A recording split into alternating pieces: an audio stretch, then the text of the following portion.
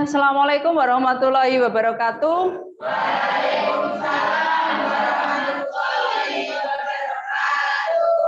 Bagaimana kabarnya, Nana? Alhamdulillah baik. Sudah habis istirahat ya? Pasti tenaganya oke hari ini. Full. Hari ini berarti pelajarannya mengenai ini. Sebentar. Budian punya ini, punya ini. Ini Budian ambil dari rumah. Budian itu koleksinya itu sebenarnya banyak karena Budian dulu itu kan kuliahnya bahasa Indonesia UNESA. Tugasnya itu selalu merangkum ini buku ini ya, yang Budian bawa salah satunya itu seminggu sekali. Seminggu sekali itu harus laporan untuk satu buku. Berarti kalau 1 bulan berapa buku? 4. Ya, karena sudah aktivitas dan lain sebagainya, akhirnya ya Budian mulai kendor. Nah ini saya ingin kalian nanti ya yang punya imajinasi atau yang suka melamun-melamun dikit-dikit ya, daripada melamun nanti setannya masuk ya buat nulis. Itu masuk karangan fiksi apa non fiksi? Fiksi, enggak boleh ragu loh ya. Fiksi, fiksi itu apa toh? Berarti tidak nyata. Tidak nyata, hayalan ya. Berarti karangan yang memang rekaan. Kalau kamu lihat sinetron kan pasti gini. Nama, tempat, dan lain sebagainya adalah unsur rekaan belaka. Jika ada kesamaan nama, tempat, dan lain sebagainya, bla bla bla bla, itu loh ya. Nah, berarti dia fiksi. Oke, berarti sudah tahu hari ini kita membicarakan tentang novel, ya. Ini manfaat dalam kehidupan sehari-hari. Berarti kamu kan pasti mikir, ngapain sih Bu membaca novel, ya toh? Ngapain sih Bu kita mempelajari novel? Itu intinya satu, menambah literasi. Literasinya anak sekarang berkurang, ya. Jadi untuk membangkitkan motivasi literasinya, ya sering baca novel, ya, memperkaya. Terus menyalurkan hobi membaca. Ini kayaknya yang susah ini. Hobinya apa Bu? Jalan-jalan, traveling, ngono ya. Hobi membaca itu, iya Bu, hobi membaca WA, membaca Facebook, gitu ya. Jadi intinya bagi yang hobi membaca novel dan buku lain itu menjadi sebuah hobi, ya. Terus yang ketiga, membaca novel dapat menambah wawasan kita bahwa hidup di dunia itu penuh tantangan dengan menghadapi berbagai macam karakter manusia di dunia ini. Jadi kalau kamu lihat novel terus difilmkan, ada kan ya novel terus difilmkan, itu isinya ya kehidupan kita di dunia nyata, berbagai macam karakter, ada yang baik, ada yang buruk, ada yang jahat, ya, ada yang netral-netral saja. Itu semua memberi manfaat kepada kita, gitu loh. Amanat yang diambil itu nanti bisa menjadi kamu itu, oh ternyata saya di dunia setelah lulus saya bekerja di sebuah instansi dan lain sebagainya, itu karakter orang tuh seperti ini. Ya, ada yang baik, ada yang jahat, itu sudah biasa. Lah, kamu kalau misalnya minta baik semua, yo kurang seru, ya kurang seru. Tapi intinya di dalam sebuah cerita tokoh yang baik itu selalu menang, ya selalu menang. Makanya kalian harus memilih hidup yang baik-baik saja. Jangan lobu lah itu antagonis yang ini kok menang. Iya menang di awal, tapi nanti di akhir pasti kalah. Jadi kebaikan kebaikan itu selalu menang. Intinya di situ aja. Gitu ya, ini manfaat kita. Terus mungkin ini bisa ditambahkan yang hobi menulis, berarti nanti bisa dapat duit. Ya, nanti bisa ini Budian tambahkan di nomor 4. Yang hobi menulis, nanti karyanya bisa diterbitkan dapat duit. Lumayan loh, ya. Kalau kamu novelmu dibukukan itu suatu kebanggaan. Terus nanti dapat duit. Itu kan di sela-sela waktu longgar. Gitu loh. Ada target misalnya suatu saat, oh saya pengen bikin novel Bu, minimal 1 tahun 2 kali, misal. Nggak usah sebulan sekali, enggak. 1 tahun 2 kali, misal. Itu kalau sampai masuk redaksi, lumayan juga. Ya, itu bisa nanti dimanfaatkan dalam kehidupan kita. Terus Ini untuk tujuan pembelajaran kita melalui model pembelajaran basic project based learning atau PJBL dengan diskusi penugasan bisa mengidentifikasi isi, ya isi novelnya bagaimana, kebahasaan novel, ya, terus nanti menanggapi, terus mempresentasikan. Nah itu kurang N, tidak apa-apa ya.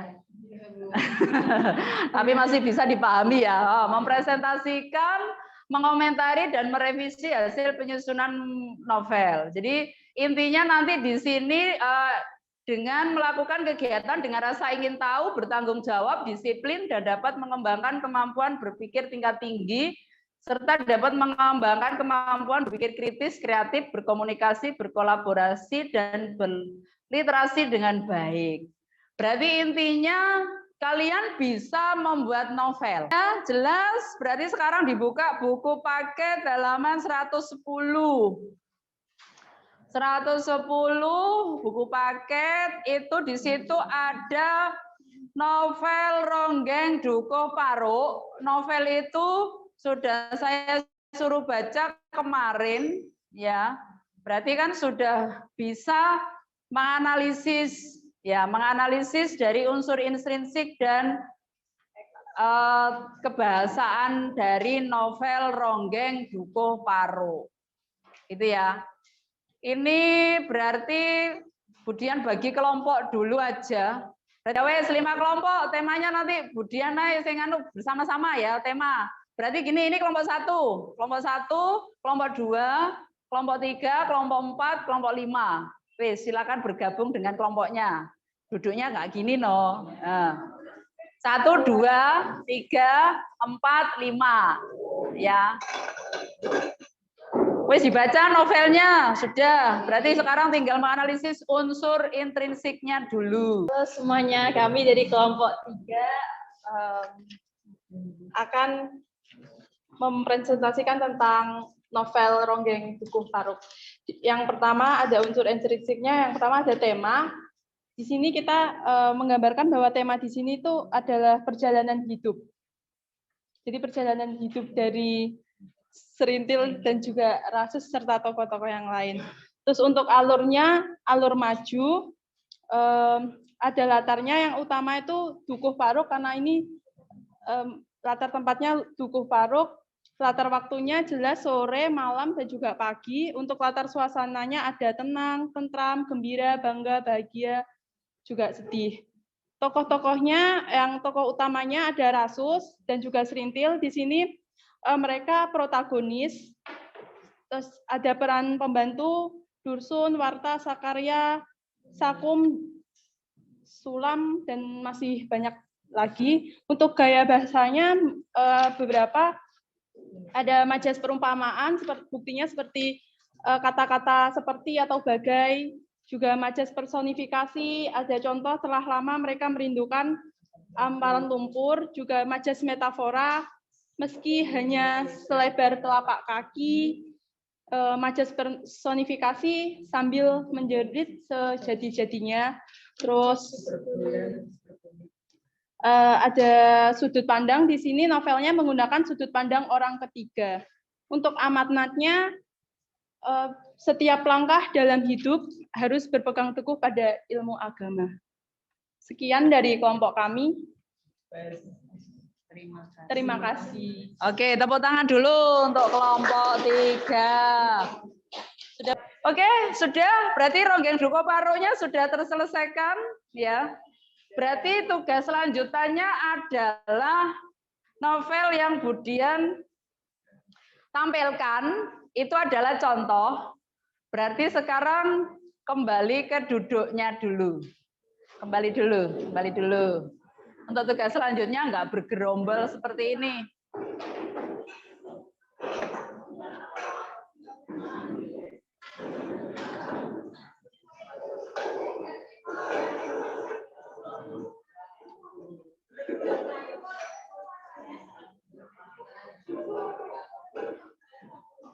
Oke, sudah. Kalau sudah, berarti sekarang kita mulai menyusun novel, ya. Unsur intrinsik sudah dijelaskan, ada 6 tadi.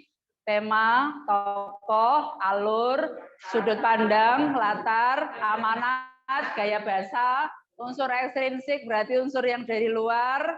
Terus tadi sudah saya contohkan film Dilan sama Laskar Pelangi. Berarti sekarang tugasnya berdua saja. Ya, duet maut. Gini, tugasnya berdua, punya imajinasi masing-masing, ya. Kalau ingin ngobrol dengan temannya, pengennya kalau menggambarkan seperti ini, bagaimana berdua aja, ya. Pandika enggak apa-apa lah ya, sama. Ya berarti ini sendiri aja wes, gak usah berdua. Ya akhirnya ke sini atau ke depannya enggak apa, Dok.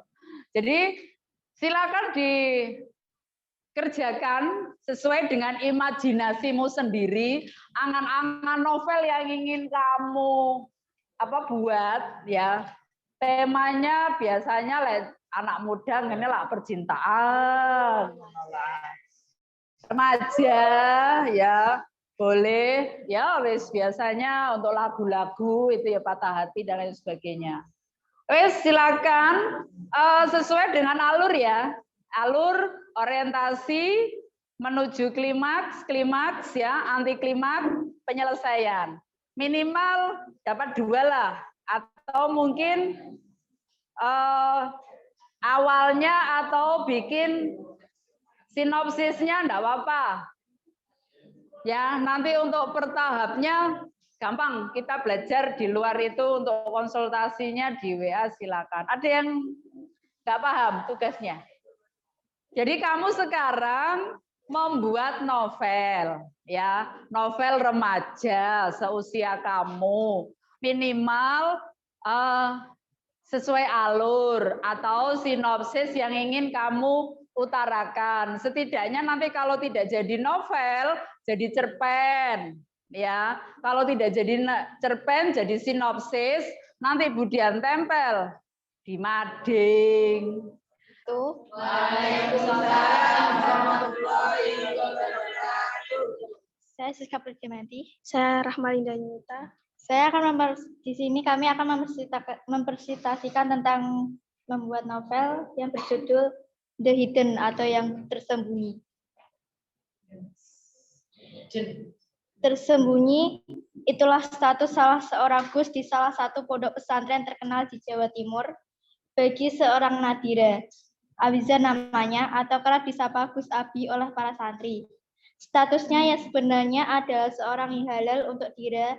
Mereka halal untuk saling menatap, mereka halal untuk saling bersentuhan, bahkan mereka halal untuk lebih dari sekedar menatap dan bersentuhan. Tapi gadis itu sendiri tidak tahu status halal yang melekat pada dirinya untuk Abizar. Singkatnya, Abizar yang menikahi Dira tanpa diketahui oleh gadis itu sendiri dan status itu harus dirahasiakan karena satu alasan. Setelah 2 tahun pernikahan, akhirnya mereka dipertemukan untuk pertama kalinya. Oh, tepuk tangan dulu dong. Sebelum Budian akhirnya ada yang ditanyakan? Pas? Paham ya? Tahu? Saya ulangi deh. Unsur intrinsik? Tema, alur, latar, tokoh, gaya bahasa, amanat, sudut pandang. Unsur ekstrinsik dari luar. Itu ada biografi pengarang, nilai-nilai yang ada, baik nilai moral, budaya, sosial, dan lain sebagainya, ekonomi kalau ada gitu ya. Mungkin itu saja dari Budian. Silakan duduk. Budian akhiri dulu, berarti berdoa terlebih dahulu. Ini nanti LKPD-nya, ini nanti untuk nilai seperti biasanya LKPD yang mengerjakan dan lain sebagainya tetap Budian nilai kelompok ada. Jangan terus, wah Budian nilainya nanti gini-gini enggak. Ya, pokoknya kamu aktif, bekerja dan lain mengerjakan ya. Itu pasti nanti dapat nilai. Gitu ya. Berdoa dulu sebelum Budian akhiri pembelajaran kali ini.